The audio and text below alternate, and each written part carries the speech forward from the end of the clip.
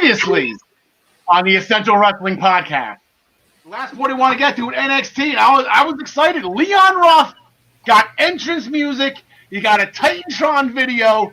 He's a part of the team now. John DeConnie, you're laughing. I'll hit you up. Leon Ruff is here to stay, I think. No, I was waiting for you to finish that thought. He got entrance music. He got a Titantron. And then he got squashed. Yeah, you got squashed. That's irrelevant. No, he's on the team though now. He's got an entrance music. John Smith, are we getting pyro for Leon Ruff this week coming up? That's the only thing that's missing right now. Maybe one of those 3D graphics, that they have on SmackDown with the Miz, when he comes up and shit. Yeah, like the New Day has and stuff. Yeah. No, he's just going to be the resident jobber, at least for a while. Yeah, it's fun. He's excited too. He came down with he was fired up for that match with Bronson Reed. Hey, I wasn't wrong. Leon, by God, bleeping Ruff. Ladies and gentlemen, welcome to episode 28 of the Essential Wrestling Podcast, where dreams do come true, miracles happen. Leon bleeping Ruff, oh my God, and we called it. We are a fan of his. We've been rooting for him, at least I've been. But anyway, today, the Essential Wrestling Podcast, this is our Undertaker Triple H 3. Did I get that right, John Smith? This is Undertaker 3. This was the Hell in the Cell match.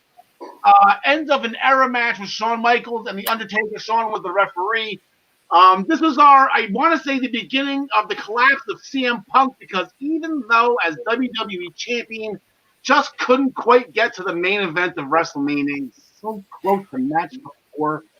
And then, coincidentally enough, episode 28, this was to go with the Survivor Series. And I'm going to put the graphic up here now. This is our Raw versus SmackDown Team Johnny versus Team Teddy episode. All right, look at the Raw roster. You got Drew McIntyre, you got The Miz, you got Dolph Ziggler, Mark Henry, some guy named Jack Swagger. I wonder what happened to him. It was captained by David Otunga. Then you got Santino captaining. R-Truth was there. Kofi Kingston, Zack Ryder, Khali, and Booker T. Hornswoggle was bearing the SmackDown flag. I caught a little bit of that. That was actually a really good match. A really fun group of stars in there. And I forgot who got the pinfall victory. Oh, wait, no, I didn't. It was The Miz with the skull-crushing finale. Correct. With us, as always, down in the bottom left-hand corner, we have our first ever PWP champion, the living legend, John DeConnie. John, how are you today, pal? Not bad, sir. Always a pleasure to be along for the ride. John Smith, we have a new NXT North American champion. Unbelievable. Unbelievable is right, man. I got no words. I couldn't believe what I was seeing that day. We're going to get into that in a little bit. And then we're going to, Ryan Joy, he jumped spots on me. He's going up in the top right. Ryan Joy, who not only is the founder, creator, CEO, every position available at Minutes to Bell Time. Starting this Monday, he will be the new host of the Daily Wrestling News Show. Make sure you wake up at 10 a.m. for your morning cup of joy every Monday through Thursday. Starting this Monday with the Monday after the Survivor Series. So, Ryan, that's a great way to start off. Yeah. Please come, everybody. Join us. Give the show a good start, and it should be great. We're gonna talk some wrestling news and immediately dive right into Survivor Series. It's a great way to start off. Yeah. So before we get to that, he said we got a busy week ahead of us today, but the headlines that we're going to talk about today, again, I'm just going to drill this into the ground all episode. Leon bleeping Ruff shocked the world and won the NXT North American Championship last Wednesday. In other wrestling news, I guess everything else is irrelevant, right? The Bastard is back in AEW. Gary Mehaffy is here with us again this week to discuss the NXT UK Heritage Cup tournament, everything NXT UK, and the huge women's championship match coming up this Thursday. Ryan Joy, who we just introduced, he will be here to discuss the Super J Cup and the World Tag League tournaments that are currently going on in New Japan, as well as two huge championship matches in Major League Wrestling and MLW. This will be the first time we're talking MLW on the Essential Wrestling Podcast. I'm going to reveal number 19 of my top 30 favorite WrestleMania matches, which means we are 19 weeks away from the Showcase of the Immortals. So I've heard rumors here. This is the one time I actually count 30 ahead, and it worked out perfectly. You're going to change it on me. But I digress. All right, we're going to make our picks for this week's upcoming shows, which, as always, is presented by MinutesToBallTime.com and sponsored by ProWrestlingPick'em.com. Play against your friends. Play against the universe.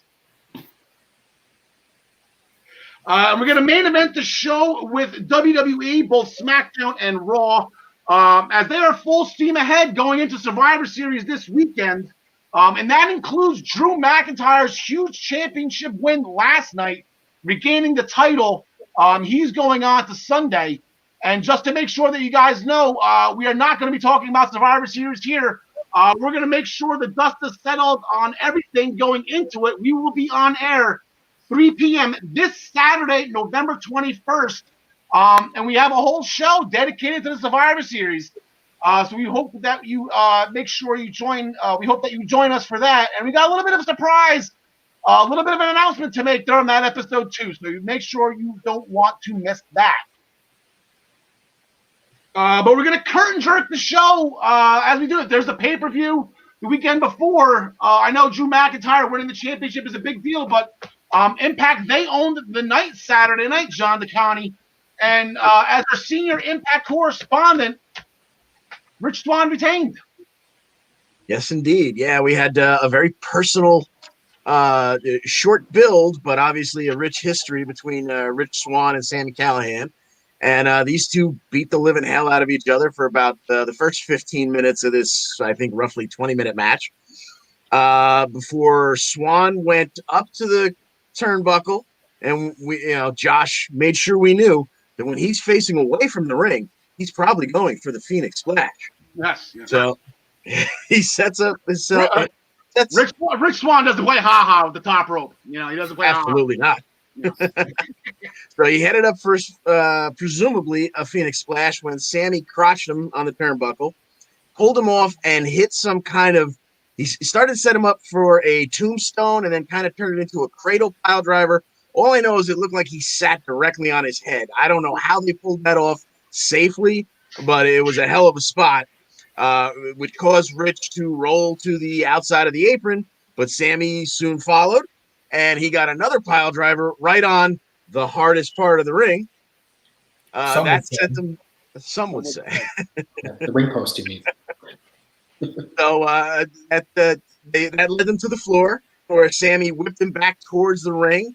And even after that devastating pile driver, Rich was able to pull off a handspring into a cutter right there on the diamond plate. Both men barely beat the 10 count back inside the ring. And Rich set himself up with a set of some spinning back kicks. He climbed for the Phoenix Splash again. And this time Shamrock came out to disorient him for just a moment. Luckily, Eddie Edwards came out, took care of that. But that pause allowed Sami to pull him down again. He was holding the leg like, he was going to do a dragon screw or something to that effect. But Rich was able to wriggle free and hit what kind of looked like a Pele kick. The camera angle was kind of late getting to it, so we didn't really see the contact. But he followed it up with two spinning back kicks, a front hook kick, and then a pausing side kind of push kick that damn near kicked Sami Callahan's head off, and that was enough for the 3 count, and still Impact World Champion. Yeah, that's a series of crescent kicks and spin kicks with that straight kick was the nail in the coffin. So Rich Swan, we will get into. He's got a match later on with the Rascals. We'll get into that situation towards the end of this segment. The show started with Eddie Edwards defeating Daivari with the Boston Knee Party, and it still was just jaw-dropping the shape that Daivari is in. The guy is chiseled. Jesus. John Smith, the Good Brothers got it done. I did not see that coming. I was the only one that bet on the North. Again, every time I bet against the 3 of you, I end up coming up on the short end. I really got to start switching my picks last minute, I guess. I don't know. Good Brothers got it done, though, with the Magic Killer. Yeah, they did. It was a hell of a match. It went well over 10 minutes, and the North. I mean, they're one of the best tag teams out there, man. They're right up there with the Revival.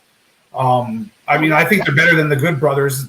Not to say that I don't think the Good Brothers deserve it, but I haven't watched Impact my whole life, and the North is one. Like, I was very surprised to see how good the North was, and they showed it again this match. And either way, Sex Ferguson comes out on top with the titles, so I'm happy about it. That's the greatest name ever. Sex Ferguson. Did you know that Festus is Sex Ferguson? People told me that today on the train. It was the most ridiculous thing I've ever heard. Chris Sabin and James Storm, the returning James Storm, that unlikely tag team. I said Beer Money and the Machine Guns. They won the legendary rivalry in Impact history with those two tag teams. But Sabin and Storm, they teamed up. They got it done. They did the Beer Money, but Sabin said guns. I thought that was pretty fun. So I guess we were calling them beer guns. And that makes sense. Those things exist. I've seen. They defeated Triple XL. Rohit Raju got it done again. The Defeat Rohit challenge this time was accepted by Cousin Jake Diener. That was a little bit. When you think of X Division, you don't really think of Cousin Jake. Pretty good match. No cheating. No cheap stuff from Rohit. Got the job done. Got the victory. So let's go to the leaderboard here. We got the Defeat Rohit challenge. This is the graphic. We're chasing John Cena here. Rohit is at 3. Open challenge. I guess you're going to call him title. He escaped to the title. I guess we can put it that way. Defensive. Yeah, you walked in, you make the challenge, you walk out with the title. That you're good in my book. So he's 1 away from Eddie Edwards. Cody, of course, with his first run. That's score going at 8. John Cena with 10. And then, as we discussed, we're witnessing history here, folks. We're chasing Bruno Sammartino here. 2,803-day reign for Bruno Sammartino. Rohit right now is currently at 94 and counting. So we will be keeping an eye on that, as I'm sure, right? Because this is good. This is good news stuff, right? This is good journalism here. I think maybe you can learn from something like this. You got to have goals. Exactly. Quick math puts that at about 8 years as champion. Yeah. Exactly. And, that's 1 reign. Bruno had 2 reigns for over 4,000 days. So, but staying with Cousin Jake and the Dieners, Cody Diener is not taking his loss to Johnny Swinger all that well. I guess none of us would. But when they went to confront Swinger about it, which was hysterical because they found him with the girl running out of the locker room screaming. That's Swinger. They found a gun in his fanny pack. So I know Aerosmith had that one great hit, Swinger's Got a Gun, but I didn't think it was going to be coming to life here. So I guess to be continued with that. We'll find out tonight if maybe that gun, I'm hoping that gun was planted. I can't see Swingman wielding a gun here. I don't know. Swinger's Got a Gun. Great song, Swinger's Got a Gun. Willie Mack defeated Moose via disqualification. This was, for those you want to go back to WrestleMania 14 with The Rock and Ken Shamrock. So Moose got the win and then kept on beating him after match, so the referee reversed the decision. So Moose technically the loser in this. Willie Mack got the win, but they're going to go at it again tonight, and this is going to be the first match that we're picking today. Where'd it go? See, that's what I'm doing. And it's the first match we're going to be picking today. Is a rematch from Turning Point. This one will be no disqualification, so there will be no random, referee decision turns or whatever. I don't know. So, John DeConnie, as our senior Impact correspondent, who do you got in this one? I think poor Willie Mack's going to be counting the lights again. I'm going to go with Moose. Moose. Ryan Joy. Yeah, I'm really happy to see Willie Mack's losing streak come to an end, but I think a new one starts today. John Smith. Yeah, Mack's getting beaten to a pulp.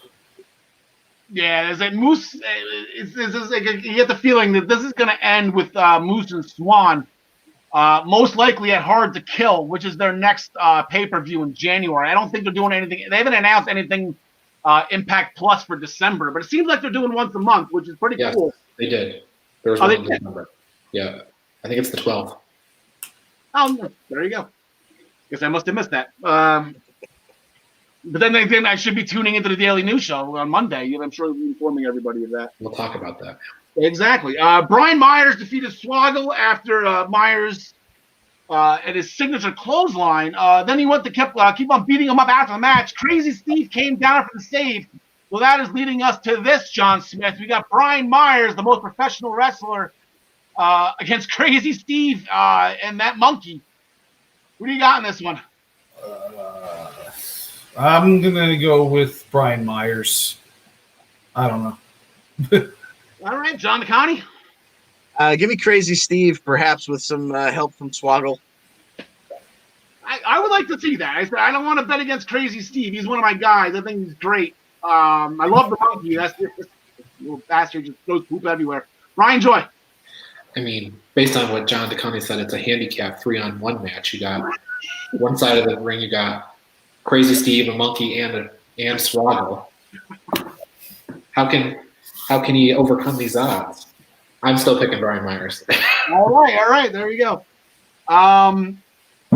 Ice Wyatt Jersey Girl retaining her title, boys. Deonna Purrazzo got the win. She both women had the other women passed out. Purrazzo had the Costa Nostra. I don't know. Whatever that was. And then you got it, John? La Cosa Nostra. Thank you very much. I gotta learn how, she's gonna be my favorite wrestler. I gotta learn how to pronounce her moves. She had Su Yung dead the rights with that move, but the referee didn't stop it. And Su Yung had the mandible claw with the bloody glove. That didn't stop the match either. It ended up being a Gotch-style power driver, Ryan Joy. Yeah, I mean, I thought the double Fujiwara armbar move was gonna be the thing that closed it out, but I guess that's kind of like that's kind of like the Undertaker tapping out. It's not going to happen with Su Yung. But the Cosa Nostra, that's actually the pile driver. I mean, I just called it a pile driver, but Deonna can call it whatever she wants. Yeah, well, it's the Gotch style or the crotch style, however you want to call you. You put your arm under and you pull them up with the one leg. So yes, Deonna Purrazzo regains with using a pile driver, and in 15 minutes. Yeah, that was an absolutely great match. Like I said, just what Jersey does, right? Just what Jersey does. Yeah, currently and rough, right? Yeah, right. Oh my God! If Leon Ruff was from Jersey, you would never hear the end of it. Rosemary and Taya, they had a tune-up match against Jordan Grace and Tennille Dashwood for the Knockouts Tag Team Championship Tournament. Rosemary and Taya got the win. Rosemary hit the wing clipper on Jordan for the pinfall, and again, Tennille walked away again. She just bounced. She didn't see what she liked, so she just bounced. But the Impact Knockouts Tag Team Championship, the tournament starts tonight. Here are the brackets they announced during Turning Point. As you see, you got Nevaeh and Havoc have a team. You got Jordan Grace is going to have a mystery partner, Kiara and Tasha. The Sea Stars, who are the current Shimmer Tag Team Champions, they're in it. Deanna's going for double gold. She's going to be the Deonna Two Belts of Impact. That is my prediction now. They got Taya and Rosemary, who I just mentioned. They got them in the first round. But like I said, the tournament's going to start tonight. It's going to culminate at Hard to Kill. But tonight it's going to be Tennille Dashwood, who seems to just not be getting along with anybody, teaming up with Alyssa Edwards against the Havoc and Nevaeh. Now, like I said, Havoc and Nevaeh, they just recently had a victory over Tennille Dashwood and Madison Rayne last week on Impact as well. So just for fun, real quick, before we pick our winners, just a little Knockouts Tag Team Championship history. The first ever champs were Sarita and Taylor Wilde. They won a tournament that culminated at No Surrender in 2009. They defeated the Beautiful People. That version of the Beautiful People was Velvet Sky and Madison Rayne. So Madison Rayne's been in this whole thing since the beginning, and she was a two-time champ. So Sarita and Taylor Wilde are your first ever champions. The last ever champions. This is kind of why I wanted to bring this up. And John Smith, you're going to get a chuckle on this, because this is Impact being Impact in the most amazing way possible. The last ever Knockout Tag Team champions were ODB and Eric Young. Of course. It gets better. So they held the titles for 469 days. So for a year and a half, ODB and Eric Young were the Knockouts Tag Team Champions until Impact Knockouts Executive Director Brooke Hogan, who is the Hulkster's daughter, she vacated them due to Eric Young being a male performer. Oh, So by that qualifier, with Brooke Hogan not being around anymore, then some of the people on Twitter who were very, very interested in seeing Jordan have as her tag team partner her husband, Mr. Johnny Two Belts of Ring of Honor, John Gresham. I guess that could technically happen, right? Do they have any kind of talent exchange between Ring of Honor and Impact? You never know. It is completely possible. What if her partner's Eric Young? Eric Young is there. Like, he was the last. now see, I think they've already determined that Eric Young is a male, so he's out. He's out. Yeah, it took them 469 days. Yeah, that's only Eric taken Young no longer a while to do that research. Yeah, but what's her face was the men's heavyweight champion, so there's no rules. It's Impact.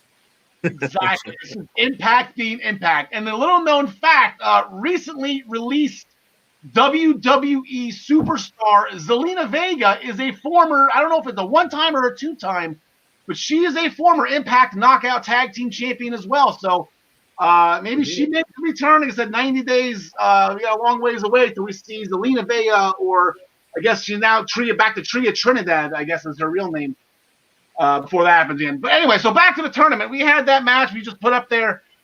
John DeConnie, we got Alicia Edwards and Tennille Dashwood against Havoc and Nevaeh. Who do you got? Give me Havoc and Nevaeh. I think Tennille will continue to piss off her partners and have no friends. I completely agree with you 100%. John Smith. I'll go the opposite. I think they'll have success, and then Tennille will end up screwing her over later on. All right. Ryan? I like Havoc and Nevaeh for the whole tournament. I was about to say, okay, so that was going to be my next question. Who are we picking in this tournament? Ryan, are you going to go with Havoc and Nevaeh? Yeah, I think so. I mean, at the top side of the bracket, I like them. At the bottom side of the bracket, I like Taya and Rosemary.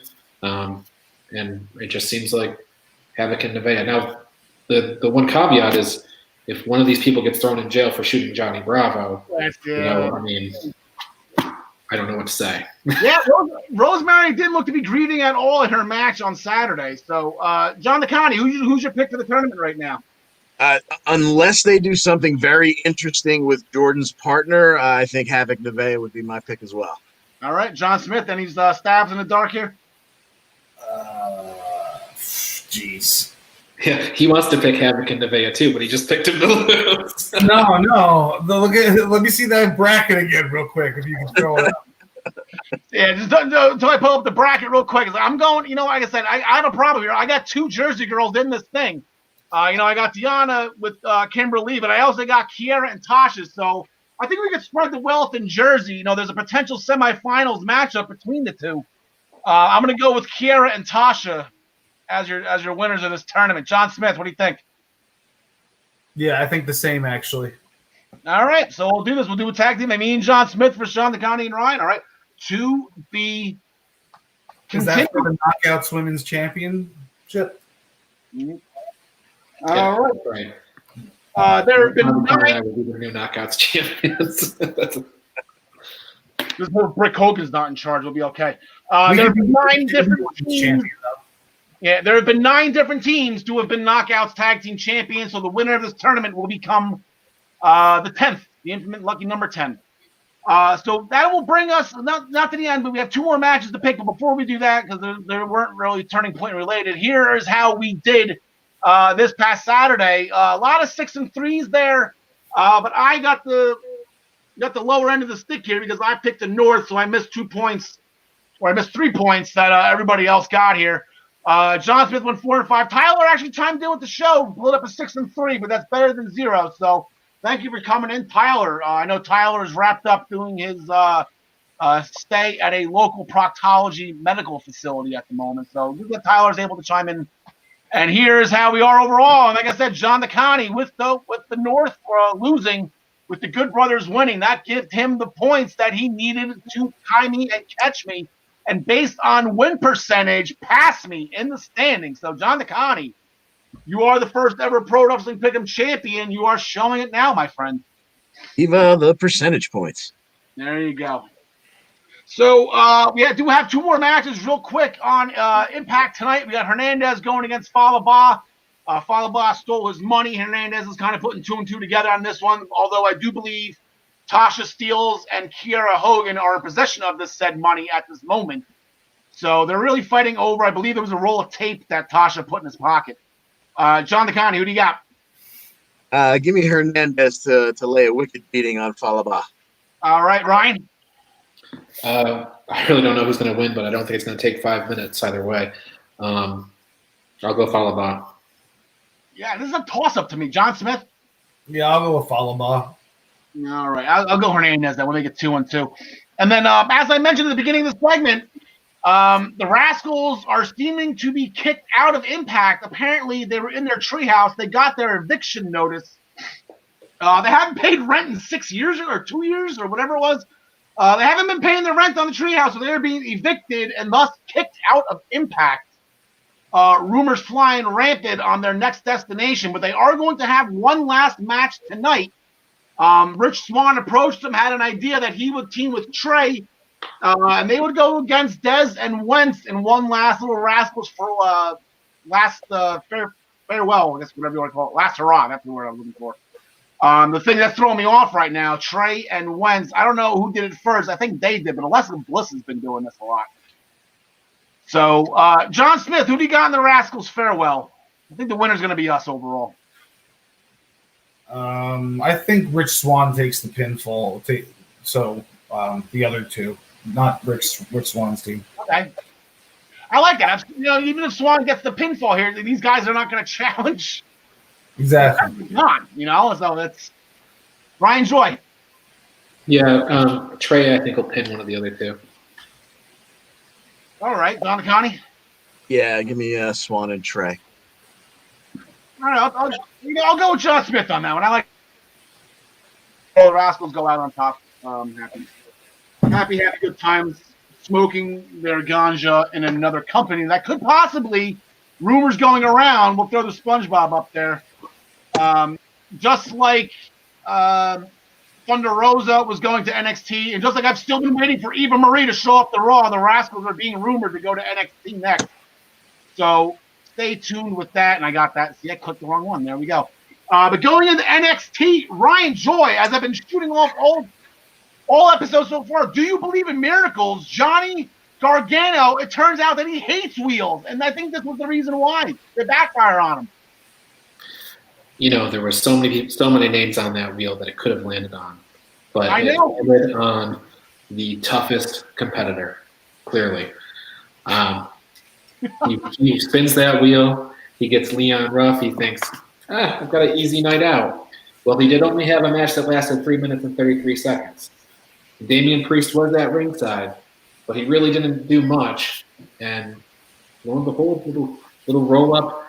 Leon Ruff is the new NXT North American champion. I have consulted with WWE.com, tried to pull a picture of Leon Ruff as champion. The North American Championship has been removed from the champion section of the website. I don't know what that means. I think they just didn't have a picture of Leon Ruff. Yeah, I think he has. In any case, the belt doesn't fit, but he's got Damian Priest's car. So you have a new champion with a brand new car, Leon Ruff. Yeah, there we go. So I was happy. I jumped out of my chair. Again, Damian Priest helped him out. Little Johnny's going to come back here. He's going to beat your ass. Here's my car. Get out of here. Damian Priest, he didn't interfere. He was laughing more than he was interfering during that match. But Johnny's not happy. Johnny, it was just a goof, so he's going to be up with Regal. He wants a reverse. I'm sure he's going to get a rematch at some point. So maybe, I don't know, they can lightning strike twice. That'd be pretty interesting. So congratulations to Leon Ruff. Can't remember what number it is, but I just want to throw this out there real quick. John DeCon, anyone wants to chime in? John DeCon, John Smith. So we have Leon Ruff defeating Johnny Gargano. Okay. Santino Marella defeating Umaga, I think, is in this category. The 1, 2, 3 Kid beating Razor Ramon. I don't even remember that. That's pretty much in this oh my god category. And here's the one thing that Goldberg was in this category. I remember seeing Goldberg for the first time.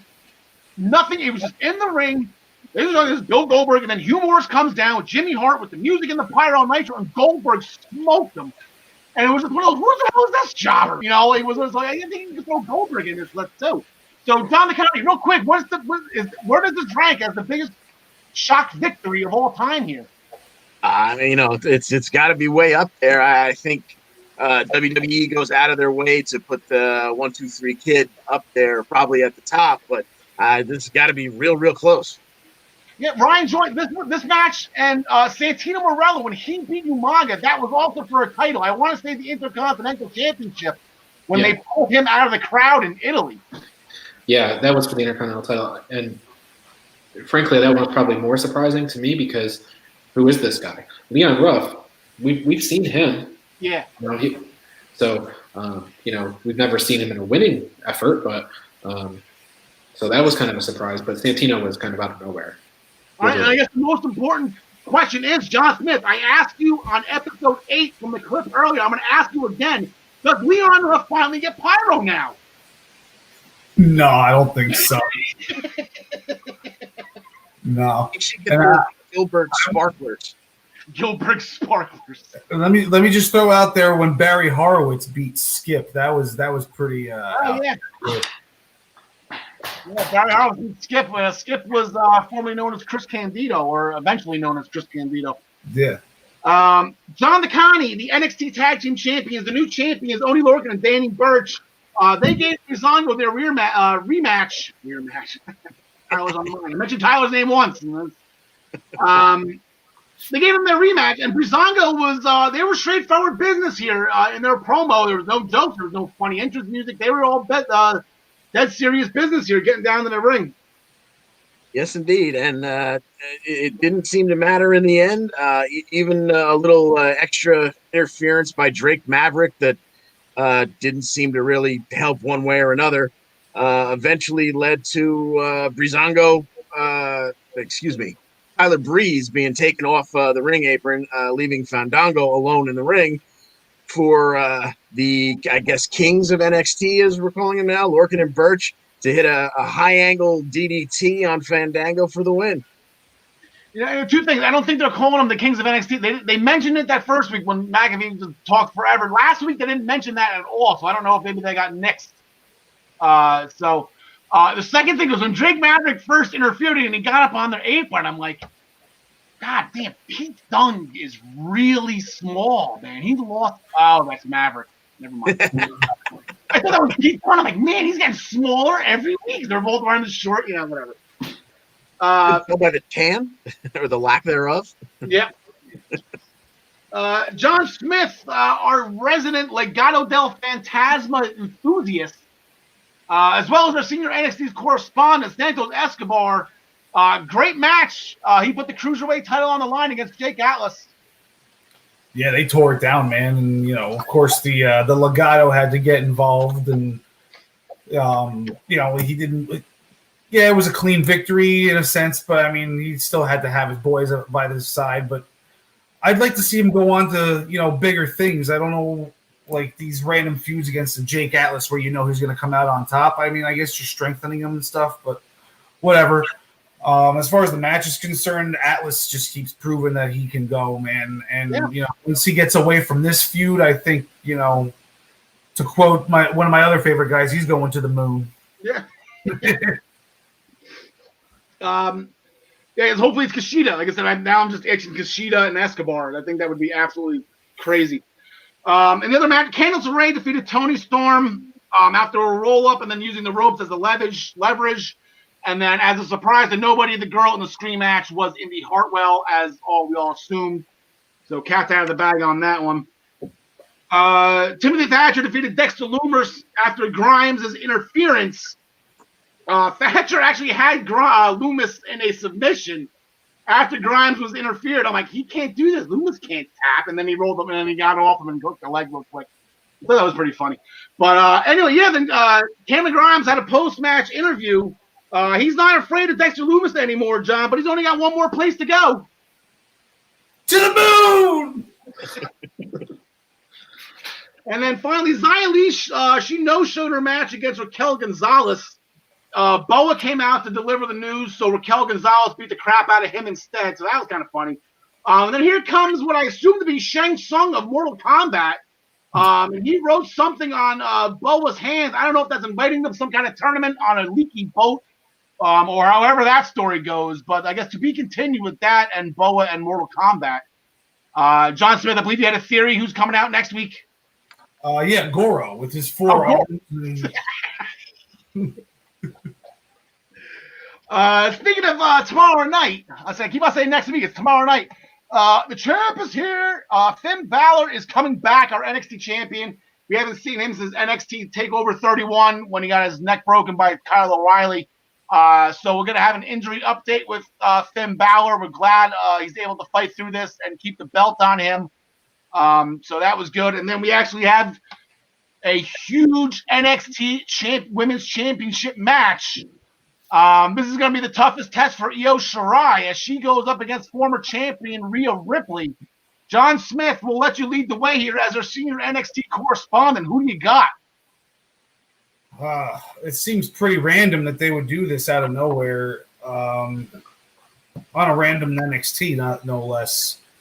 Like, are they going to throw us a curveball like they did with Leon Ruff? But I don't think so. I think Io holds on to it somehow. They've been building it up with those promos, too. Like I said, I've been waiting last week. I give up now. There is no takeover this weekend. They can't throw a takeover together tomorrow night. I was completely shocked that they do, especially against War Games. But, I guess this is the end of the cycle, I guess, is maybe. I don't know. John DeConnie, who do you got? Just because of the fact that this kind of popped up the way it did and there being no takeover, I'm going to say Io holds on, and this is the final check mark on her resume of this wonderful run that she's had as champ. All right, Ryan? I'm going to go the other way. I think, Rhea Ripley basically started her ascent, like her real fast ascent about this time last year, leading into War Games. Yeah. She finished the year strong with a victory over Shayna Baszler. It became the NXT Women's Champion. I think she finishes the year this way, the same way she did last year. Okay, we still have a month for that. I think that Io gets some type of roll-up, maybe cheap victory here, not a defining victory or a convincing victory, but it's like a small roll. I think you can get gimmicky with this, whether it's a ladder match or a cage or some type of weapons.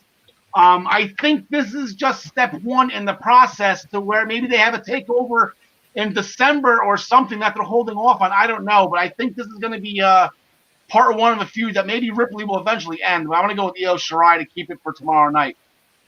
Gentlemen, before I send you away to your loved ones to find your groceries, I'm going to bring in Gary Mehaffy real quick. I think the four of us have a little bit of a bone to pick you, Gary.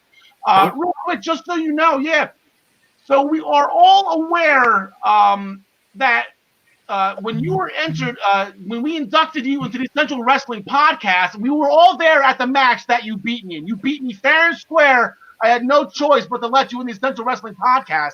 Where are our tickets to Vegas, Gary? If MJF's doing the same thing for Jericho and his guys, how come you're not getting us to Vegas, Gary? Did you not get them in the post? I sent them. There wasn't registered post, but hopefully it'll get there. What the hell is a post? All right, guys, we'll see you in a little bit. I want to shoot the bleep with Gary right now for some NXT UK. Gary, how's everything going for the top of the evening to you? Not too bad, sir. Not too bad. I'm doing fine. Hope things are good with yourselves over there too. Yeah, everything's going good so far, going swimmingly. And to tell you the truth, before we get to the Heritage Tournament, I'm sure you know Triple H watches this show. Yeah. I think he saw how dejected I was last week with Noam Dar losing the Heritage. The only way to turn my frown upside down was to have Xia Brookside with a huge convincing victory over Nina Samuels. I know. I was watching it. I was watching it later. I'd come back at the time. I couldn't catch up with what was happening. And I was watching it late, and I watched and thought, okay, yes, here's a nice match. And I actually thought the exact same thing. I watched it, I was so pleased for her, and the first thing I thought was, Al's going to be sitting at home going, yes! So Xia Brookside, she got the roll up when Samuels tweaked her knee, doing a cartwheel off the top rope. She was goal bricking, but I guess Xia didn't fall for it. Xia got the pin, but then she fell for it after the match, and then that was where she got jumped after that. So she got the win. She got the winner's purse. So that's big to get something in the win column for Xia going forward. Okay, so now going to the Heritage Cup. We were dead wrong in this one, Garrett. Trent Seven got it done. I know. I mean, there's part of me thought before when we were talking about it last week, they sort of thought, well, Trent Seven against A-Kid would be the better match. But in my head, I'm going, no, Big Dave's just going to knock him out. Here we go. Yeah. And yet, completely was a great match. Actually, a lot of good technical stuff from both of them, which built up to the finish, which was just a very impressive super finish with the burning hammer right at the end. Trent Seven had me dying in that entire match. So after the first round, they had a collision and knocked them both, but they were both on the opposite sides of their corner. So by the time they both got over the 20 seconds, but then when Trent Seven was almost knocked out at the end of the third, it was the same thing. He was on the complete opposite side, and he just, oh my God, just trying to. He had me dying. I thought that was absolutely hysterical. Yeah. So kudos to Trent Seven. That was something. No, it really was. It was an interesting way to go, and it wasn't the norm. It wasn't a swerve for swerve's sake, but it really was. It was a really cool, interesting way to go, and it told a good story with Trent almost being like the daddy of, like the father of the current UK wrestling scene. So it was a good story to tell. So the finals will not be this Thursday. It will be next Thursday at 3:00. So hopefully at our time, 3 p.m. Usually on Thanksgiving Day, Gary, the Detroit Lions are getting blown out, getting killed. So I think I will be able to tune in to NXT UK 3:00 on Thanksgiving Day to watch the Heritage Cup's final before I tune into the Cowboys going to get smoked. They're not doing too well either. So, so that's going to be a huge match on Thanksgiving Day for NXT UK. Speaking of traditions and Thanksgiving, an NXT UK tradition that everybody has. I don't know if you caught on to this yet, Gary. It's not British Round style. That is a tradition. But the other one is that when you make your debut in the company, you get to beat the crap out of Jack Stars. Yeah. And that's exactly what Rampage Brown did. Oh, did he ever? Yeah. Because I knew he was on, and I thought that's okay. And I was like, who's he against? And I was like, went to the ring, Jack Stars, and I went, sorry, mate, not long. No, it was a good dominant performance, and they really are. I mean, he's somebody who's come in, and I do think they're gonna build around him in the next year. So he has he's a good pedigree, good background, and so it'll be interesting to see him going forward. But he really did do a number on Jack Stars, just demolished them. Yeah, and that's what everybody remember. Jack Stars was Walter's debut, and he had the handprint. Walter's they took a picture of Postman, and that was probably the craziest thing I've ever seen. But yeah, Jack Stars, NXT UK's resident punching bag. You're not made in NXT UK unless you beat Jack Stars first. So yeah, it must be funny. He must actually see himself that he's on the list to get a match, and he's like, great. Yeah. Who's it against? Brilliant. I believe if they ever go back to the Worlds Collide format, Jack Stars and Leon Ruff for the North American Championship. That's what I want to say. In the opening match of the card, the Hunt, they defeated Amir Jordan and Kenny Williams after a double flying headbutt, which couldn't be a better move for the Hunt to do as their finisher. Yeah, I mean, they really are. I'd say with the pairing with Eddie Dennis, I think is an intriguing one as well. It was a good match, and I have as somebody who has grown up loving tag team wrestling, and I know there was all the chat that you were all having about with the Bucks and FTR and AEW with their match and all their throwbacks. But for somebody who loves tag team wrestling, to see how much NXT UK is putting an emphasis on tag team wrestling is great. And so the Hunt definitely are one, and they're a good pair, and it's somebody that for the future we can see going forward again. are going to have big things for them. Yeah, it's a great tag team division. And speaking of which, Ashton Smith and Oliver Carter, they started some beef with Pretty Deadly in the PC trading area. Amazing. I am a big turtleneck guy, Gary. And for those that know me growing up, I love turtleneck. Pretty Deadly, and I guess AJ Styles' bodyguard, Jordan Omega, whatever his name is. Great turtlenecks by Pretty Deadly. Yeah. See, those sorts of things, they cover all continents. Yeah. Fashion knows no bounds. Yeah, I don't remember turtlenecks being in Beauty and the Beast. I know these guys love Gaston, but that's just So in all seriousness now, Garrett, the NXT UK's Women's Championship, that is the big match. That is the wrong graphic. That is the big match coming up this Thursday afternoon. I know Thursday night by you. These girls are going to get at it again, this time Falls Count Anywhere. This will be the first time in NXT UK history that there will be a Falls Count Anywhere match. And you got Kaylee Ray and you got Piper Niven. And here we go again. Yeah, I mean, as I say, they know each other so well and they've wrestled each other so many times. But I think in a Falls Count Anywhere match, like the two of them are going to leave everything out there. I mean, there'll be no quarter given. They will absolutely tear it up. And I just have a sneaky suspicion. I mean, Kaylee Ray's been champion since August 2019. So it wouldn't surprise me to see with a few people who have been calling Piper Niven out in the last couple of weeks. I think Piper Niven is going to take it. Yeah, I had her for that reason the first time around. I think it's time for the change. Kaylee got the nice win. That was you said this was going to be hard hitting. That last one was hard hitting. That was brutal. Yeah, and they both sold everything beautifully. But you're exactly right. When you got people like Ginny and you got people like Nina Samuels, you got heels normally don't call out heels. So you kind of get the feeling that Piper Niven. I think it's time for her to go forward. If it wasn't time for her, why do this again? I guess. Right? Yeah. Definitely. So I could see that's the way I would imagine that's the way they're going to go. All right, Gary. And then one last question. I asked you a question in pre-production. Did you get the answers we were looking for? Actually, literally as we speak. Okay, perfect. Well, here we go. So I know, Gary, you have actually I don't want to throw this out there. Is it okay if I make this public to your friends with? Fine. All right. You have a close relationship. Let's say a friendship that's more than just coworkers or comrades with our new WWE champion, Drew McIntyre. So we asked you on pre-production what was the deal with the blue kilt and the sword, and what do you got for us?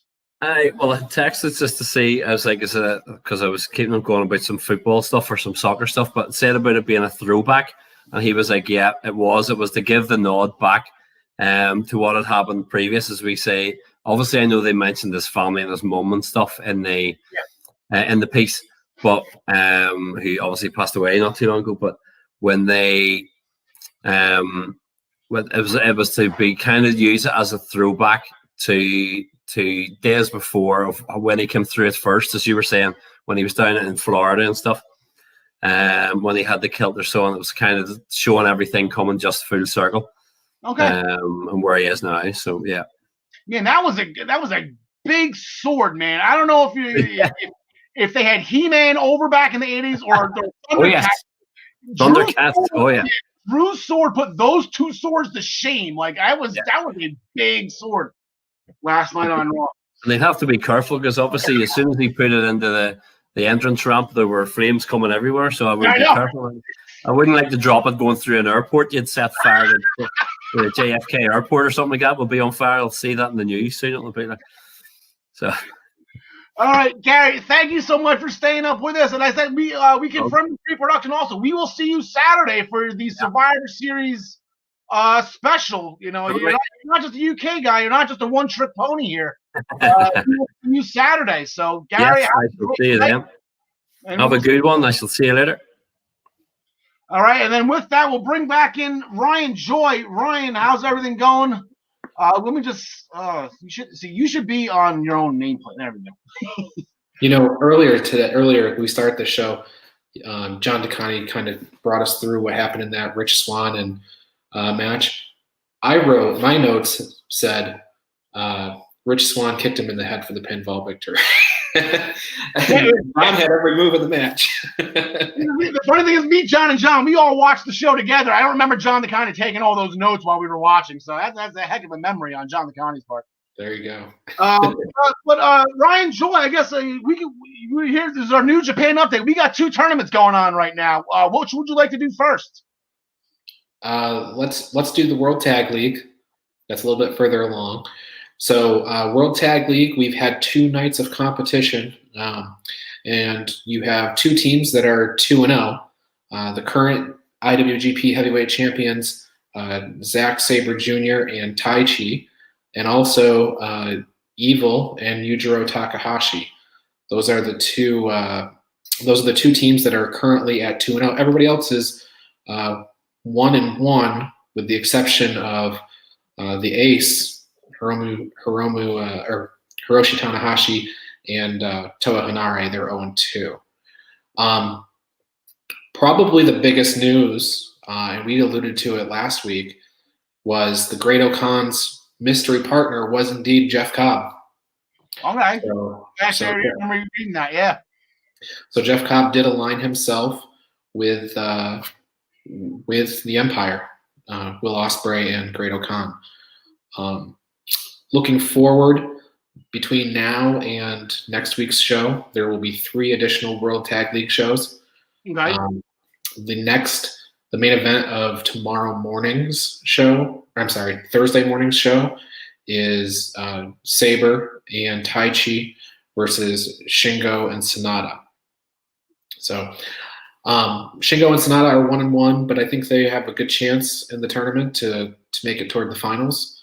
So that's one match to watch. It should be a good match. Yeah, anything LIJ is absolutely great. I know, like I said, with the G1, I was kind of making graphics for the upcoming matches. It's a little too early to kind of just chip away and say only this match is important, only that match is important. With the records the way they are, and this being this early, we'll give it another week and see what happens. But yeah, so anything that come out early right now that say like, oh, these guys look unbeatable, or is it still too early to tell? No. I think the tag tournament, it doesn't. It's nowhere near as exciting as G1. Not at all. Nowhere. Oh yeah. When you think about the winner of Tag League is most likely going to get a match against Sabre and Taichi at Wrestle Kingdom. That's where I think that Shingo and Sonata team, makes sense. Of course, Shingo is the openweight champion, so that might pull away a singles match if you do that. But there is 2 nights, so it's hard to say. But I like that team. I also, Evil and Yujiro is kind of they're 2-0 now. Maybe they make it all the way because Evil's not in that world title picture. Yeah, and like I said, that's got to be a one-man team though, because Yujiro just hasn't been doing well at all recently. If I'm thinking the same guy that you are. Yeah, Yujiro won exactly 0 matches in the G1. So he will be the guy that takes any pins in the exactly. Yep. In the tag league. But maybe rehab him a little bit and give Evil something to do, and Evil going back against LIJ again, to continue that story. So, that's a possibility. Yeah, and I said, I know it's early, and it's too early to tell. You don't want to leave the Gorillas of Destiny out of the conversation either. But we will move on to the Super Juniors, which I believe is red, right? Yeah, that's red. Yeah, best of the Super Juniors.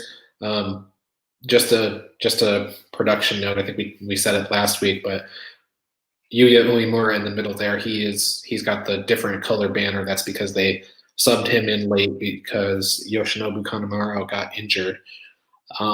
This one we've only had one in a show, so everybody is either 1-0 or 0-1. The Hiromu and Taiji Ishimori was the main event of the first show. Remember, Ishimori is the reigning junior champion. Hiromu Takahashi is the former champion, and Takahashi beat the champion on the opening night. We're likely to see that in the finals, I think, probably as well. So yeah, stay tuned for that. The main event of the next show, which is tomorrow morning, is Hiromu Takahashi versus El Desperado. So they have a good rivalry, so that should be good. All right, awesome. So, as I said, going forward, we will keep you updated on our end as well on the Essential Wrestling Podcast. Not to mention, I'm sure you will keep everybody informed as you're going on. This is going to be the early mornings for you. If you got to be up 3 a.m. or whatever time it is for New Japan, and then maybe take a small nap before the podcast at 10 a.m. Yeah, it's gonna be crazy. And in fact, there's probably, full disclosure, I may not get the New Japan show in before the daily show starts. But switching gears, MLW, we have yet to talk about it. Give us a little update here, Rye. So Major League Wrestling, they had a taping in late March that carried them through basically April or so. It was taping in Tijuana. And ever since then, they've been off the air. They've been doing retro shows and things like that, to fill in the time. They have a good back catalog. But they are making their return. It is on Wednesday. So the Wednesday Night Wars are a little bit more interesting now. Not really, though, because MLW Fusion is a 1-hour show. It starts at 7. It is now your Dynamite and NXT pre-show. Yeah, okay, gotcha. And we got 2 championship matches going in. I guess we'll just do the middleweight one first. We'll give the heavyweight championship its proper due. Brian Pillman Jr. going against Myron Reed. Yeah, Myron Reed is sort of the leader of the Injustice faction in Major League Wrestling, and they took out back in the wintertime. They took out Brian Pillman Jr. Actually hit him over the head with a cinder block. So he's got revenge on his mind. He's been recuperating all this time, been off television. I didn't see him in Jacksonville. That's the last place I didn't see him. Yeah, exactly. He's been on Dynamite a bunch, or not Dynamite, a little bit of Dynamite, but mostly on Dark. And he hasn't won any matches in AEW, but he has a he's pretty decent record and well thought of in MLW. So it should be a competitive match. Should be a good match. Myron Reed will probably win. And then Jacob Fatu, that name we have mentioned before. He was in the PWI top 500. I believe he was somewhere in the number 20 range, maybe number 20 to 23, somewhere in there. He is the MLW champion, and he's going against Davey Boy Smith Jr. Tear comes to my eyes saying that name. Between that name and Brian Pillman, the Hart Foundation is going strong. Yeah, and they were building towards this match as MLW shut down. This was going to be the next major program. It was meant to headline a pay-per-view. They haven't had a lot of pay-per-views in their history, so this is a really important match for them. Both guys are undefeated in MLW going into the match. I should say this year. Davey Boy Smith won their Opera Cup, which is a big tournament that they did last year. It was the first year that they've done it, but that should be starting up here momentarily too. But yeah, I mean, Fatu has had kind of a stranglehold over that belt. He beat Pillman earlier this year. He's been kind of untouchable. So we'll see what Davey Boy Smith can do. I mean, I picked Fatu to win. All right, well that's the most. I'll go with. Hey, it's tough to go against Davey Boy. How do you got bet against Davey Boy Smith? His mother was Miss Calgary. Damn it! Like, how do you? The question, though, I really have is when we have Thanksgiving on Thursday. Yeah. And you've got Roman at one end of the table holding the Universal Championship, and you got Fatu at the other end of the table. Is one at the foot of the table and one at the head of the table, and they both think they're at the head of the table? I'm just wondering. I still think Rocky sits at the head of that table, and I guess there's more to come with that. Hopefully. And then unfortunately, we got some unfortunate news that you wanted to share with us, Rye. Yeah, I am. I'm wearing my Maryland Championship Wrestling T-shirt here. About a year or so ago, when right after Roman Reigns announced to the world that he had leukemia, also the Bruiser from MCW, Maryland Championship Wrestling, announced that he also had leukemia, and he recently lost his battle. So, he passed away over the weekend. A lot of outpour from fans and colleagues on the internet. So, just kind of if anybody's watching that had interaction with the Bruiser or has interaction with his family, just want to say thank you, and I saw exactly one bruiser match when I went to Maryland Championship Wrestling when I lived in Maryland. Was sort of my local indie, and I got to go to one event that he headlined. It was probably towards one of the latter matches that he had. It was a weapons match. They wrestled through the crowd back into the ring. Ended up doing a table spot and finished off, but gave us a really good show. So. All right. Well, here we go. So you gave me a picture to put up. I did put it in studio. We will pull it up. And as I have it up there, we'll bring in John Smith and John DeConnie, and we'll give the Bruiser his moment here.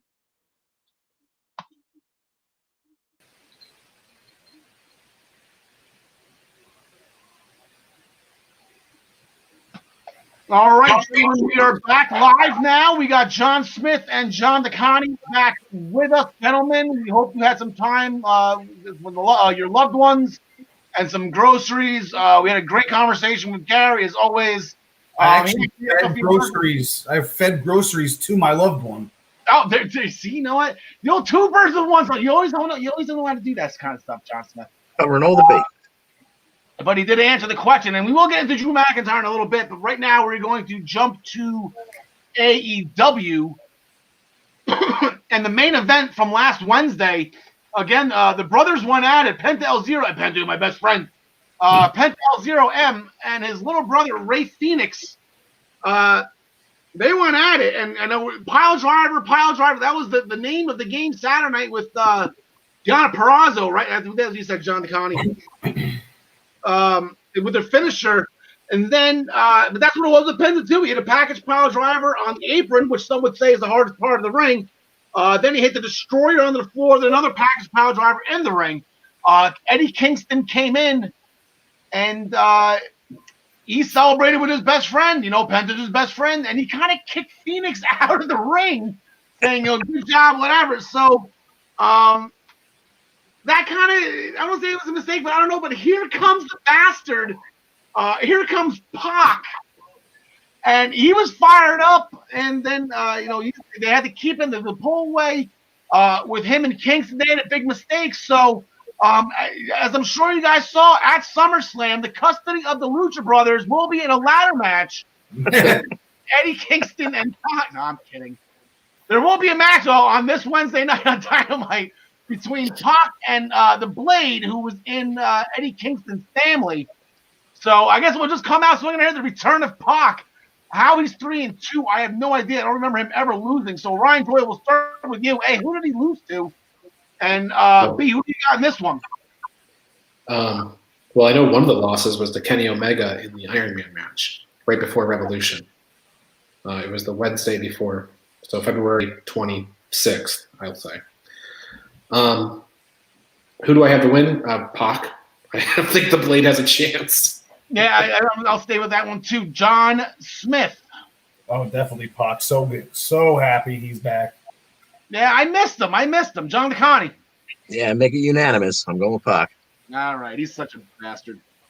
John DeConnie, they had a bunkhouse brawl between the Natural Nightmares. They got it over the Butcher and the Blade, and that was a very hard-fought contest. The Bunny didn't get involved as much as I would like to have done for the Butcher and the Blade to get the win.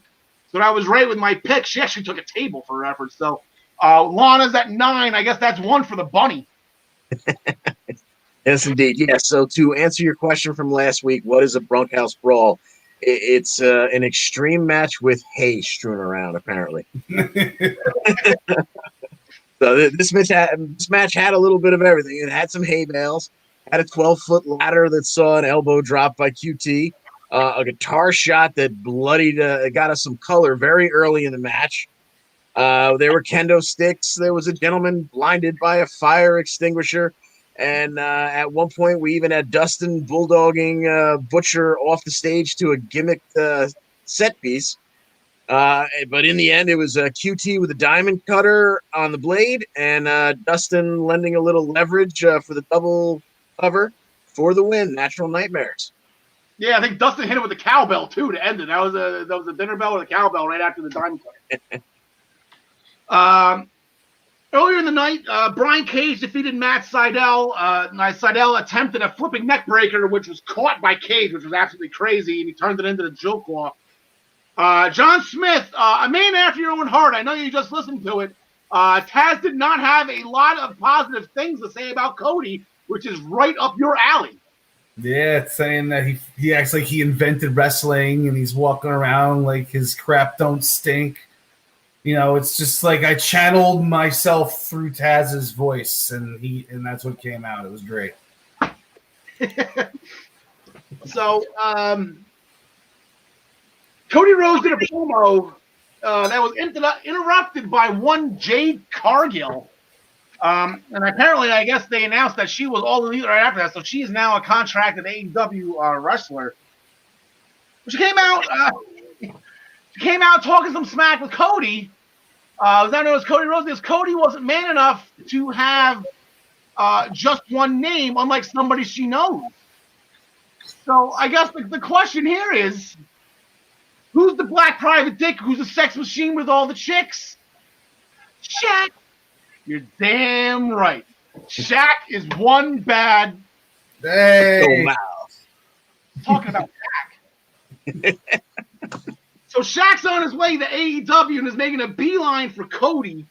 Also during that, I guess Brandy came out. She put Jade in her place, and then here comes Team Taz. They were jumping Cody. They're all over Cody, and here comes Darby Allin, and yada yada yada. Here we go. We got a tag team match between Cody Rhodes and Darby Allin against Team Taz. This is only their second match together. Wow, I figured they would a couple more times. Anyway, but I'm talking about Cage and Starks. You know, I figure if they're in a group together with other people, maybe they would tag more often together. But okay. So, John Smith, I'll give you the honor of going with Team Taz first. No, I'm going the other way because Cody Rhodes is booking it, so he's going to win it. All right, so you're going for the points this time. Okay. Again. John DeConnie. Yeah, I agree. I think Cody and Darby go over here. All right, Brian. So I don't. I think Starks and Cage win to set up a TNT championship match. All right, there we go. For who? For Starks or Cage, or whoever gets the pinfall? I don't know. They were pulling at that TNT title. Taz had to take it from them. I think Starks is the more interesting match, even though we've already seen it. So I'll go with that. And Starks has the rivalry with Darby Allin, yeah. So I don't even know if there'd be a very short title run for Darby. I don't think he could get past Brian Cage. So I'm going to be with you too. I'm going to go with Team Taz on that one. Yeah. So set up Ricky Starks. We'll give them one more match together. I mean, I don't see them skateboard with thumbtacks. You don't get sick and tired of seeing that. The Young Bucks shot a promo. They're going the Cody route. They want fresh teams. And we've seen this before. We're going to give all these indie darlings a shot here. Up first to them is a team called Top Flight. So Top Flight is getting an AEW World Tag Team Championship match, Ryan Joy. So it begs the question is, who is Top Flight? They are two guys that wrestled on AEW Dark at a show I was there at. Oh, okay. There you go. So you're the guys. Dante and something. Both last name is Martin. Okay. Are those Devon's nephews? No. No, Divas. No. Yeah. By the way, last week on the tag team of TNT, we mentioned there are also Spike Dudley's nephews. How did they do last week, Ryan? I have to check my records, but they have another match tonight. Maybe it's already happened. So they that's all. All right. Is anyone picking Top Flight to win this year? All right, moving forward. So Orange Cassidy and Kip Sabian. Kip Sabian demanded an apology from Orange for whatever happened. He almost got Penelope Ford hurt. Yada yada yada. They're fighting. Sabian slapped them, so now they're fighting. I am actually extremely interested in this match. I am excited. I'm a big fan of both of these guys. I know I don't come off it as a lot with Orange Cassidy, but I'm a huge Kip Sabian fan. John Smith, who do you got in this one? I'll go with Sabian. I think this is going to continue, so I'll go with Sabian for now. All right, Orange Cassidy got a lot of momentum. I'd love to pick Sabian. I don't see it. Ryan Joy. Yeah, I'm struggling with that. I'd like to see Sabian get his turn, so to speak, but not at the expense of Orange Cassidy. So That's where I'm struggling. So I'll pick Sabian, but it's a toss-up. All right, John DeCon, I think Kip Sabian is going to have Miro close by. Yeah, exactly. But does that then bring out the best friends to help out Orange Cassidy? I guess time will tell. But I'm going to go with Cassidy. All right. Miro just called them the good friends. Yeah, good. I wonder how the bachelor party planning is going. That guy, the world record holder for Pac-Man, whatever, he hasn't been around lately. Did that storyline die already? Sean Spears defeated Scorpio Sky, Ryan. You got the loaded palm strike, does it again. Team Tully. And it was creative the way they set that up, where Tully set the little piece of metal down, put a glove over the top of it, walked around the other side, tossed another piece in to distract the referee and Scorpio Sky. Well, Spears uses that diversion to load up his glove and knock Scorpio out. Sean Spears now 16-2. That's one of the best records outside of Moxley and Cody in AEW. Of course, most of those are dark matches. The only kryptonite in that win-loss record, though, Cody and Dustin Rhodes. Those are the two. Oh, wow. Yeah, and what was I going to say? Is that Tully, it doesn't shock me that Tully does that. He was taught by the best, being part of the Four Horsemen, not to mention for a brief stint in WWF, being managed by Bobby the Brain Heenan. Does not shock me at all that Tully knows how to do all this stuff. Yeah. It was really creatively done. I mean, you don't really see like the diversion, it's like Jimmy Hart throwing 2 megaphones in the ring. But I do have a backtrack on you. You asked about Pac earlier. His other loss was to John Moxley. On the boat, I believe. Oh, let's see. Okay, gotcha. In the women's division, Ty Conti defeated Red Velvet. We all got that one right. She had the gory bomb set up into a knee. Very interesting finishing move. Ty Conti's going to be doing now. But the side story here is Anna Jay tried to slide a chair in to help Ty Conti. Ty kicked it out, kind of went the face route with it. So they're not seeing eye to eye right now, especially with Anna Jay wanting her to join the Dark Order. You use the chair if you want to be in the Dark Order, I guess, is the moral of the story here. And Ty didn't. So to be continued with this one. And I think those two, if we get to see Ty Conti and Anna Jay once, if not twice, I will be a happy man. But staying in the women's division, but in the National Wrestling Alliance, again, their women's division championship is getting more press than the AEW championship is. And they're going to get another match going. Again, Thunder Rosa is getting her rematch against Serena Deeb. They fought a couple weeks ago. Serena Deeb got the win on the Tuesday night USA Wrestling Network pay-per-view show that NWA's been on. But this series is tied 1-1. Thunder Rosa got Serena Deeb a couple weeks prior on Dynamite. So Ryan Joy as our AEW/NWA NJPW/MLW/ Don't forget Ring of Honor. All right, Ladder Senior Correspondent Ryan Choi, who do you got? Thunder Rosa. Title change. Yeah. All right, now rumors were running rampant, John DeCon, that Thunder Rosa was supposed to be making their way to NXT. I believe Legado del Fantasma painted their faces in a couple of weeks ago at Halloween Havoc. That might have been to try to recruit her. But regardless of that, I'm going with the man who wears many hats, even though he wears no hat. Thunder Rosa. John Smith. I'll be the contrarian again. I'm going with Serena Deeb. All right, it's hard, so hard to bet against Thunder Rosa, but it's title. Yeah, why not? I'll go against Thunder. I'll pick Thunder Rosa. Screw it, why not? There's going to be the contract signing also tomorrow night for the December 2nd match for the AEW World Championship, where the champion John Moxley will defend against the Eliminator Tournament winner Kenny Omega. Kenny had, Moxley had a promo. We're doing this again. I beat you last time. I can do it again. But Kenny Omega thrown out there the technicality that Moxley never beat him. Look in the record books. It was a non-sanctioned match. Look in the record books. Not there.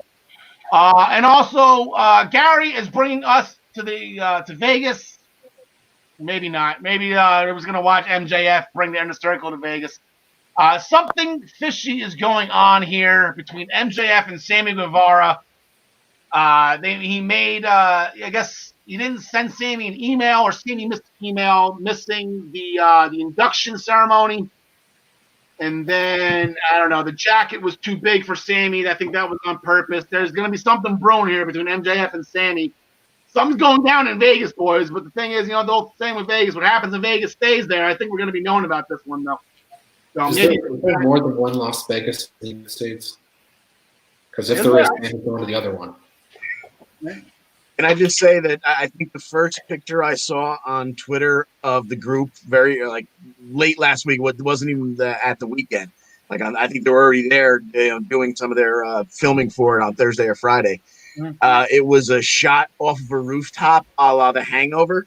Yeah, I was about to say The Hangover is going to be. I just want to say in advance, if MJF and Wardlow find some way to lock Sammy on the rooftop so that he's not there for the whole rest of the trip, I will fall out of my chair laughing. So that will do it for AEW, and I guess that's gonna do it for everything now. Now we are 100% focused between the end of this show, going forward into the special on Saturday. As a reminder, ladies and gentlemen, we are having a Survivor Series special this Saturday afternoon at 3:00.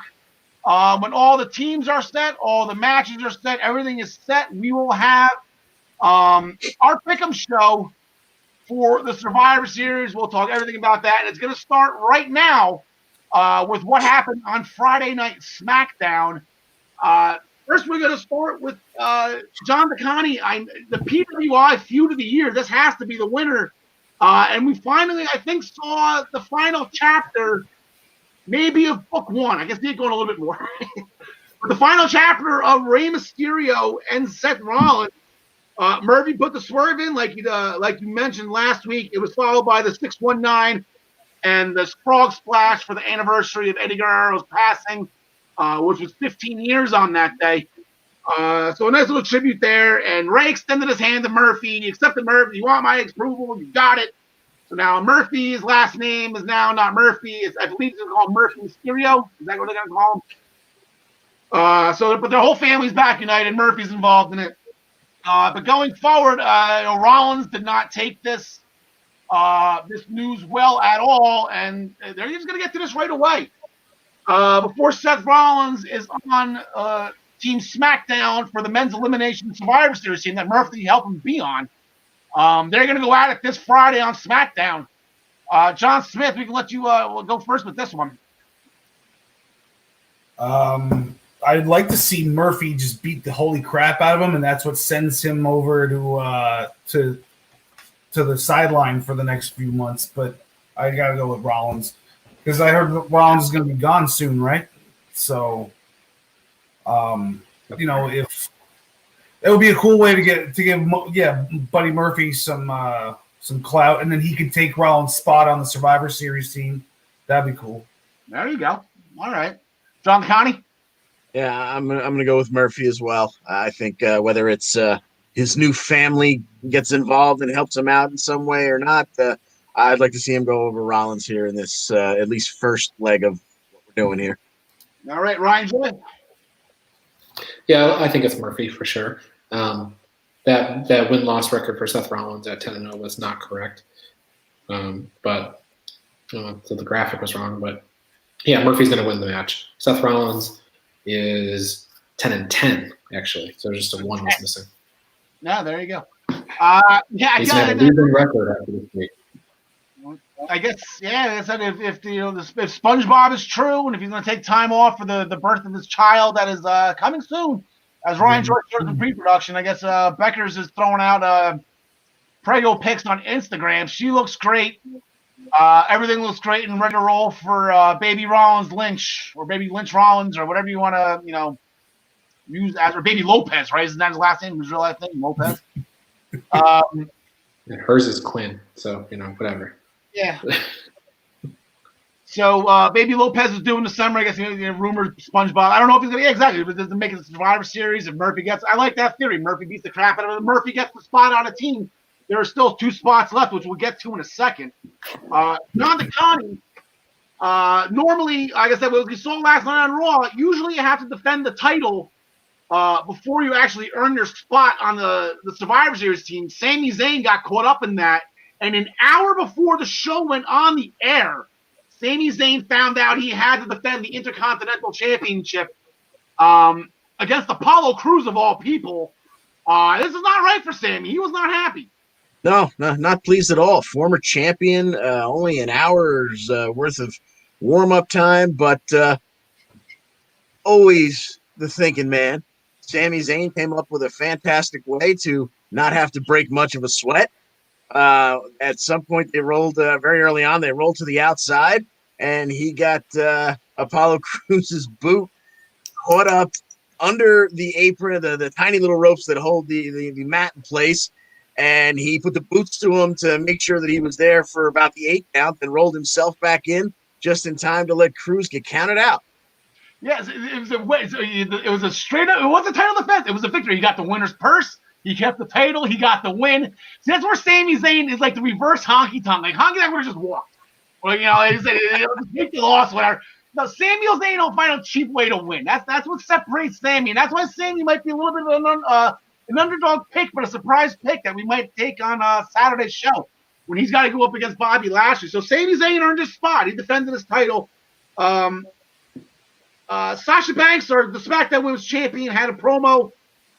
She's ready for Survivor Series. She's done with Bayley, but then here comes Bayley. But then she was jumped by Carmella. Carmella hit the X Factor or Bella Buster or whatever you want to call it. And then Bayley I thought Bayley was maybe going to jump in and keep pounding. I don't know. Bayley just disappeared after that. That was random too. So I guess, 2 spots open on that team as well. Carmella and Bayley would be a nice fit for Team SmackDown. Considering that, the person I guess that they had high hopes for having on Chelsea Green, she made her SmackDown debut, and she was actually put in the triple threat match to make it a fatal 4 John Smith against Liv Morgan, Tamina, and Natalya again. Natalia's getting opportunity. She's not getting beat, though, so I guess that's why they keep on. And then Chelsea had a little bit of an issue. Yeah, she got her wrist broken? Yeah, left wrist. Yeah, that was not fun for her. But now there's still 2 vacancies on that god-awful SmackDown Survivor Series team. What is it? The Riot Squad and Bianca Belair.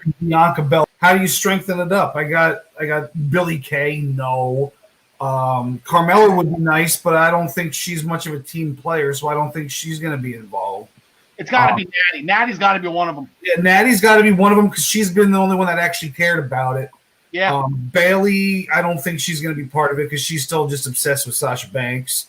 So maybe Tamina, because Tamina always ends up getting into these 5-person matches, or maybe Mickie James. Those are the only 2 I could think of. So. Yeah, Natty would be a great addition, only because Natty holds every single women's record in Survivor Series elimination matches history for the women's side. Most appearances, most eliminations, most matches survived. It's all Natalya. Now, Natalya's the only person that has 2. Only one person in wrestling history on the women's side has more than 1 survival, and it's Natalya. She has 2 of them. So it might as well do. She's the Randy Orton of the women. Randy Orton knows every side for the men's, and Natalya's on every side for the women's. But hey, congratulations to Liv Morgan. Everyone, rumors going around that Chelsea Green was supposed to win that. Now, Liv Morgan, that's what Jersey does. They go in, they break wrists, they take winners' purses, and they go to Survivor Series. That's what Jersey does. Ryan, we had a WrestleMania rematch. Not that many people remember that Otis and Dolph Ziggler actually fought at WrestleMania, but here we go again. Bobby Roode and Dolph Ziggler were making fun of Otis in catering. It's kind of a cheap shot making fun of a fat guy while he's eating, but I guess that's what Roode and Ziggler do. Then they got into the match. Just apropos to everything else, Caterpillar into a Vader bomb, done and done. Then post-match, where's the interest here is, Ryan? Chad Gable made a pitch. Yeah, Chad Gable says, you just need some mentorship. And I have been racking my brain for the last 2 hours trying to think of what the tag team name for these 2 would be. some sort of play on stakes and weights with American Alpha, Alpha Stakes, Alpha Weights. You know, Alpha Stakes. so you know, I'm kind of excited to see these two guys, you know, try to one up each other on suplexes and throwing guys around the ring. Could be kind of fun. But yeah, Otis Vader bomb over Dolph Ziggler. Poor Dolph. I mean, that guy's record's got to be as bad as Leon Ruff's. Yeah, the thing is, to go back to Gable had some sinister look on his face when Otis walked away with the pamphlet. Like there's something fishy in Denville or whatever the phrase but is. what's he going to take from Otis? I mean, Otis doesn't have the money in the bank. He doesn't have. He's got his girlfriend's on the other show. His tag partner. What's the steal? Down. You know, Chad Gable does not have Jack Stars to leap over to get some momentum going like the NXT UK does. Sure. You got to kick Otis while he's down right now, and then you try to catapult yourself from there. The show started with a Roman Reigns promo. He was shooting on Randy Orton, but then here comes Drew McIntyre, and we finally have some brand crossover for the Survivor Series. Even though it was just one guy in street clothes, not bringing an army and not fighting. But he gave Roman Reigns a warning that you should be worried about him and not Randy. Then here comes Jey Uso, the little barking dog. I guess he's now little Roman Reigns' barking dog. We'll just fast forward this real quick. Roman Reigns, Drew McIntyre got the Claymore on Jey Uso for the win, which leads us right into Monday Night Raw. And the fact that Drew McIntyre actually fulfilled his promise to Roman Reigns as he went and he Claymored Randy Orton, John Smith, to regain the WWE Championship. So now that's 3 times in the last 4 years we've had a new champion the week of Survivor Series. Yeah, I mean, I didn't think it was going to happen, but I guess they didn't want to go with the heel versus heel on heel action over at Survivor Series. But I think maybe Orton was never supposed to win it in the first place. They were always leading up to Drew versus Roman, but then they wanted to throw another reign on Randy Orton's record because I think he's eventually going to be the 17-time champion. I think that he's going to be the one. It's not going to be Cena coming back for a one-off in a couple of years or something stupid like that. So I think it was just to build up his resume a little bit and say thanks for jobbing to Jinder Mahal a couple of years ago. Thank you for thank you for going through the Punjabi prison. Yeah, I guess I was actually really looking forward to Randy and Roman, to tell you the truth. And the fact that, like I said, I know you had 2 title matches where heel on heel, because Lashley and Zayn is. And then I saw Apollo Crews come out. I'm like, oh my God, okay, so Crews will take it, and then Randy, then we're going to have to win. Turns out I got it backwards again.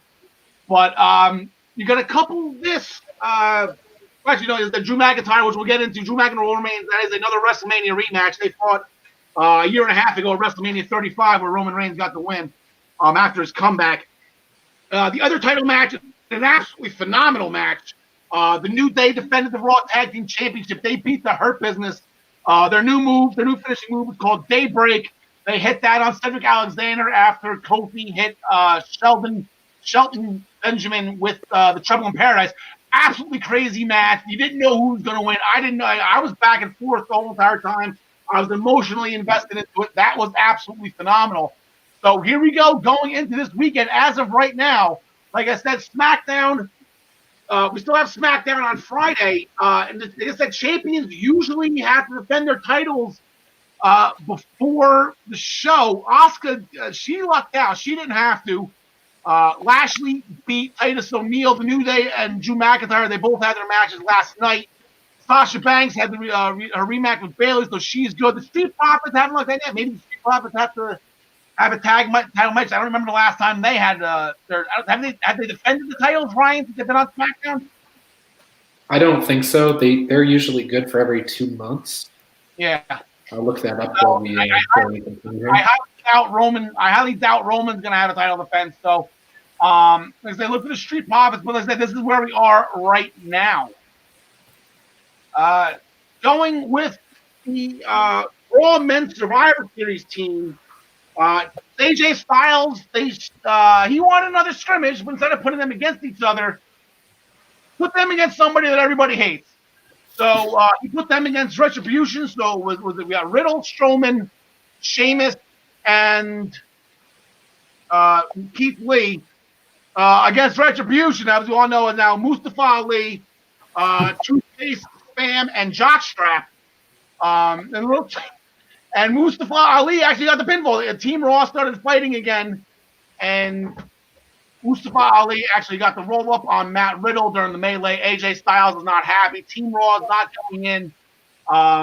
Let's just put it as a well-oiled machine. But then they send the promo in the back. They all like winning. They all want to win. So it'll be interesting to see how they team up together. The women's side, not so much. John DeConnie, this team is also falling apart at the seams. Now we even got injuries. There was a 6-woman tag team match with the women's side of the Survivor Series. The 5 team members on the elimination team, plus Asuka, who is really going to defend. Is going to fight Sasha Banks. Lana tagged herself in to prove that she was worthy. She took the L from Asuka, but it was just so much worse than that. Yeah, she was specifically warned by Shayna and Nia in gorilla position before the match. Stay out of the way. Do not tag yourself in. You have no part in this match. We'll take care of it. She tagged herself in while Asuka was in the ring, and by golly, within 20 seconds, she was being strangled in the Asuka lock and tapping. And that, of course, led to her being rolled outside the ring to Nia. And Nia, I guess in a moment of team building, said, you know what? We're not going to punish you for this. It's okay. Welcome to the team. It's all good between us. And they started to walk away, and she turned back around and said, psych! Yes. Up on the shoulders, through the table, and 9 times through the announce table in 9 weeks. Yeah, the bunny's got a long way to go before she catches Lana. I guess that begs the question, hypothetically, if Zelina Vega or Tria Trinidad shows up in AEW, do we start the clock on Aleister Black? Like, that's really...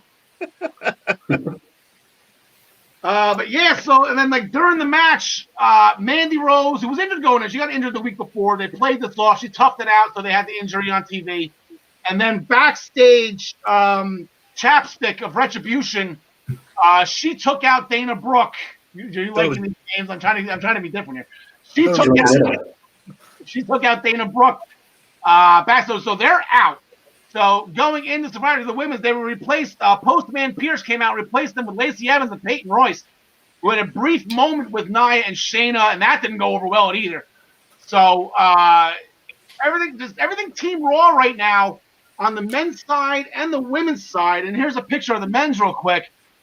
Nothing's changed here. And SmackDown and I mean, there's still one person short.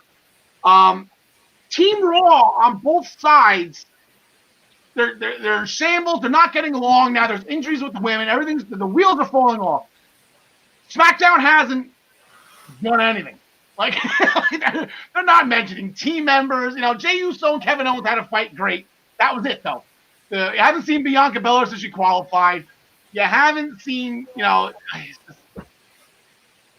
are they doing on Friday night? Is this the Mysterio Rollins thing? Is taking that is bigger than Survivor Series? If they don't name all the team members, then they can't have these inter-team issues like they do on Raw.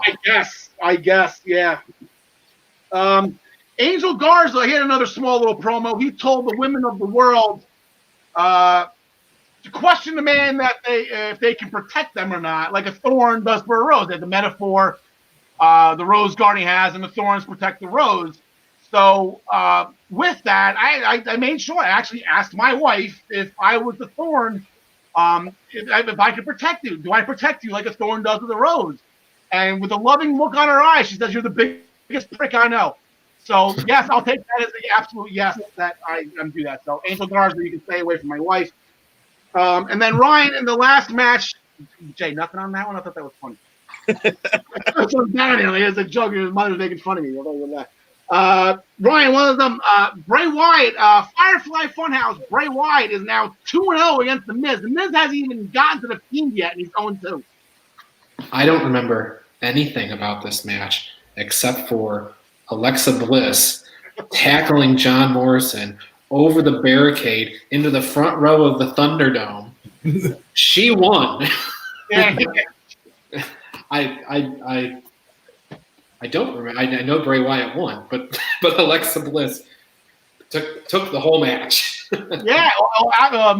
Miz hit that jumping clothesline into the turnbuckle.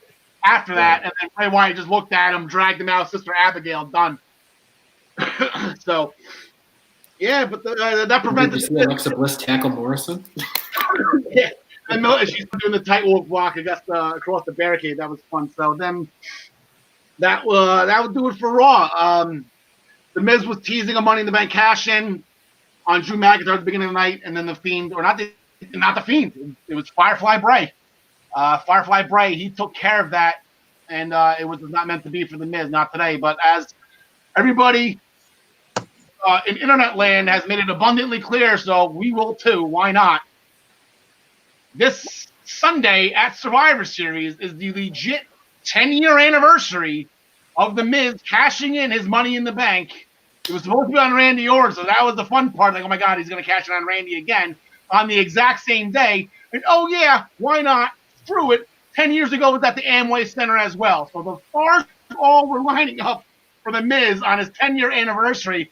The only thing missing was that little girl who's probably in her early 20s or maybe late teens by now, that just had the look of death when the Miz won the title. That's great. So that will do it for Monday Night Raw going to the Survivor Series. We are full steam ahead. We got a quick pit stop on SmackDown. Before we get to our Survivor Series special, hopefully that will have all their team members' names so we can go over. We have all the numbers, all the statistics, everything that you could possibly want to know about that match, about those matches coming up. Right now, real quick, we're going to read. There's been a lot of common themes in this episode. And then here comes my number 19 on my WrestleMania top 30 list. We are now 19 weeks away from WrestleMania, allegedly. Yes, rumors flying, whatever. I just say just keep on schedule here. A lot of themes going on this episode, and it's ironic how this match just happened to come up on my list on this exact day. So Leon Ruff had a shocking victory. I'll use that theme.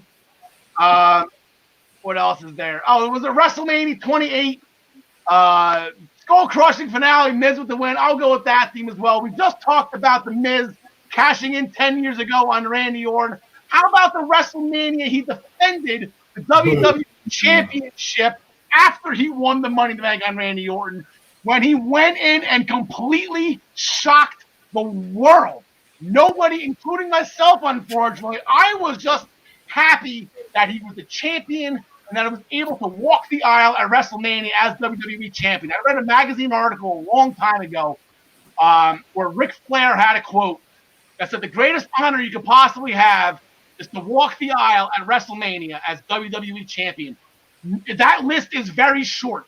The Miz is on that list. And the fact that the Miz actually defended the championship thanks to The Rock, well, he would have won anyway. It was a double count out. He would have defended it anyway. He would have retained anyway. But The Rock restarted it so he could screw over John Cena to set up the next two WrestleManias with those two. But the Miz got it done. And the hype package for Miz's intro, where he was back at the control panel, all the things that way back when he was just some punk kid from the real world that nobody gave a shot. Guy's got heart. The guy works hard. The guy's got heart, and he is still around. So that match is number 19, The Miz becoming the second heel in wrestling history to walk in WrestleMania in the main event, not just in the championship, in the main event, in the last match, as a heel to walk in the champion and defend it and walk out as champion.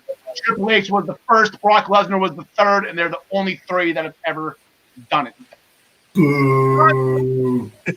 Not he left the screen. He's not a fan of that match. I know he's not a fan of the Miz, but that's okay. They're not all winners for everybody, but that one's a winner for me.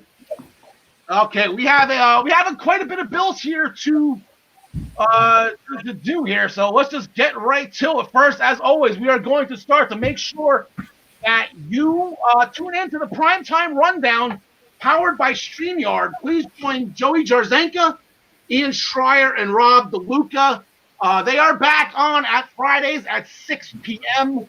Make sure you tune in to all the I-95 Sports Network outlets, on the Eastern Observer Facebook page, on YouTube, and of course on Zingo TV channel 198, where you are currently watching this show probably as we speak.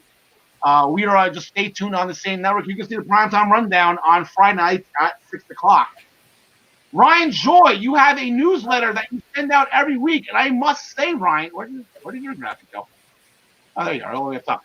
Ryan, I must say, this was a good one. This was a good toilet bowl read, meaning it was long, it was informative, and I was able to kill two birds at once here. Yeah, so I went very, very, very, very heavy into the news. It just seems like a lot of news is coming, and so I broke it down per promotion, everything that's happening in the world of wrestling, and I'm going to do that again this week. It's a free newsletter, and I kind of do the work that you don't have to. I go around, shop for all the news, kind of bring it all together into one package so you can read it wherever you read your news.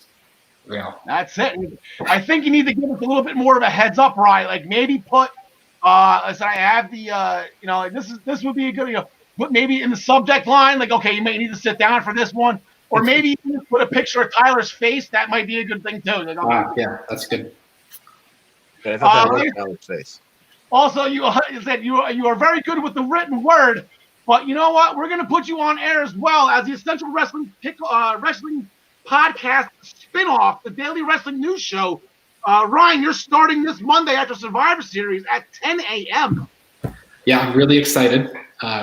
This Saturday at the Survivor Series, I will reveal who the special guest host is for the first episode. So please tune into the show on Saturday, and don't miss episode number 1. Miss episode number 2 if you have to, but don't miss episode number 1. Now, I'm assuming that's you with the chair and the guy that's going to be your new. He's not seeing it coming because he doesn't know he's guest hosting, right? Like that's what it is. Those are the minutes to bell time mascots. Those two guys, and the guy in the foreground with the coffee, he's the good guy, obviously. Yeah. But the guy in the back, he's every morning, isn't he? He's always. He's Monday. Exactly. Speaking of Tyler, on a more positive note, like I said, Tyler Adelle and his sister Ashley, they have made endless efforts during the COVID-19 pandemic to help others in need. Their donation, their drive is actually doing really, really well right now. They've raised over $1,000 and counting. So please make sure that you get in contact with them. Actually, I have his information here while I read this. There we go. Make sure you get in contact with Tyler either via his Twitter handle or on the EasternObserver.com. They're making care packages to help the homeless population of Long Island. Items include socks, deodorant, chapstick, not from Retribution, but the actual chapstick, rain ponchos, shampoo, snack bars, and plenty more.